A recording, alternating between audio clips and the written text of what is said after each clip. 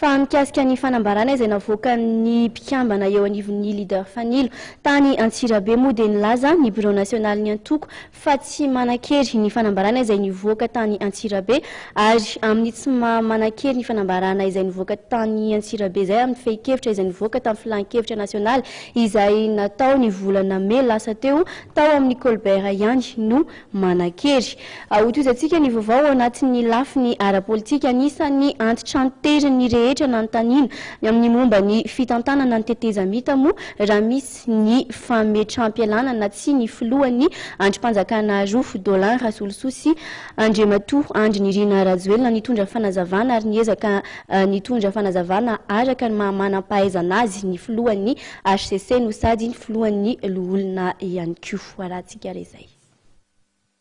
Ny tsy fametraham-pialan'ny candidat filoham-pirenena ary manana andraikitra eo anivon'ny fitondrana dia fepetra iray azona mifidy azy ary ny tsy fanantanterahana izany dia midika fa fialana tsy hofidiana amin'ny fifidianana hoy ny mpahay lalana Honoré Rakotomanana. Anisan'ny resan'ity mpahay lalana ity manokana ny momba ny filohan'ny tetezamita sy ny filohan'ny CST.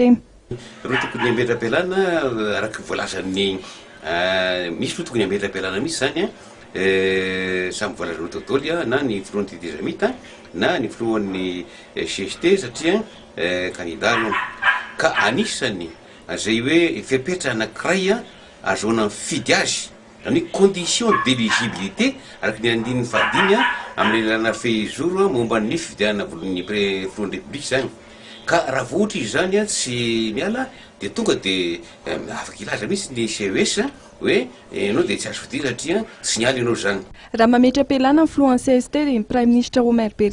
ary ny filohan'ny CT Mamy Rakotomanana izay samy tsy candidat no mitantana miaraka amin'ny filohan'ny CST voafidy. No marian'ity mpahay lalana ity kosa fa tsy azo atao ny fanonganana amin'ny filohan'ny CST raha tsy misy fahadisoana goavana ary ny fisian'ny fametra-pialana sy ny fisiana fabangana toerana ihany no ahafana manolo ny filohana andrim-panjakana. Manoloana ny tsindry izay ataon'ny vondrona iraisam-pirenena ny amin'ny tokony hitan'ny candidat telo dia ny amiraly Didier Tsiraka, Andry Rajoelina ary Ramatoa Ravalmanana dia manana ny ambarany ity mpahay lalana ity. Le izy tena moza hoe io rehefa nanasony ianao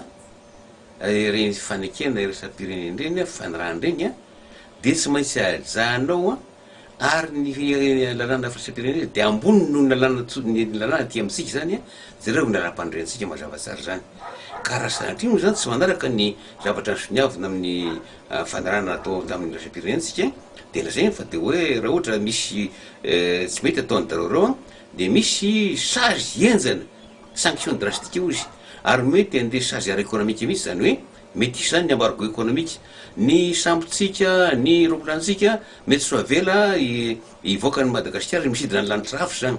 Ny avena averany koa mety tsy avela andeha ho aty Madagasikara zany hoe dia tsika menakafo satria zao ny safidy zany tsika hitoka-monina eto zany. Ny fifanekena iraisam-pirenena no ambony noho ny lalam-pandrenana ary ny tsy fanarahana zany dia mety hitarika sazy enjana ho an'ny firenena hoy profesora Honoré Rakotomanana.